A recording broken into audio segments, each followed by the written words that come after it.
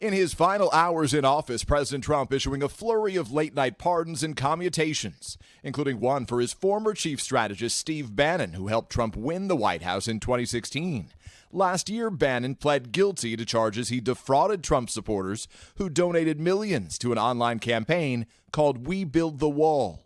Bannon among those accused of stoking the flames ahead of the Capitol riots, saying on his podcast the day before the attack, "All hell will break loose tomorrow. All I can say is strap in." President Trump also pardoning rappers Lil Wayne and Kodak Black, who were prosecuted on federal weapons offenses, and former Detroit Mayor Kwame Kilpatrick, who was serving a 28-year prison term on corruption charges.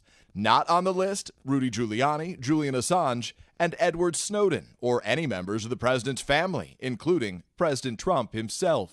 The outgoing president, not seen publicly in more than a week, releasing a video farewell address. I took on the tough battles, the hardest fights, the most difficult choices, because that's what you elected me to do. Arguing the movement he started is only beginning, the president, who's yet to congratulate President-elect Biden, never once mentioning him by name, offering these words for his successor. We inaugurate a new administration and pray for its success in keeping America safe and prosperous. President Trump also condemning this month's Capitol insurrection by his supporters without acknowledging he's been accused of inciting it. Political violence is an attack on everything we cherish as Americans.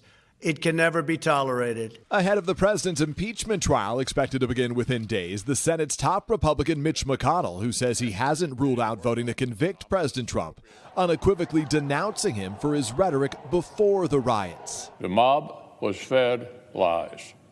They were provoked by the president and other powerful people. President Trump skipping time-honored transfer of power traditions like welcoming the incoming president and first lady. Mr. Trump is instead eyeing a celebration of himself, departing the White House for the last time this morning, hours before Biden is sworn in, choreographing his send-off at Joint Base Andrews. The president said to have requested a red carpet, a color guard, even a 21-gun salute. But many top Republicans will not be there, including Vice President Mike Pence, who, unlike the president, will attend Biden's inauguration at the Capitol.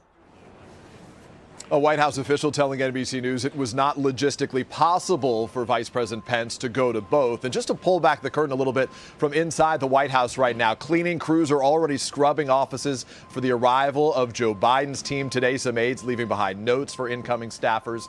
But one aide late yesterday told me, despite the urging of advisors and allies, it was unlikely that President Trump would leave a note behind for President-elect Biden. Hoda? All right, Peter Alexander for us at the White House. Peter, thank you. Hey, thanks for watching our YouTube channel. Find your favorite recipes, celebrity interviews, uplifting stories, shop our favorite deals, and so much more with the Today app. Download it now.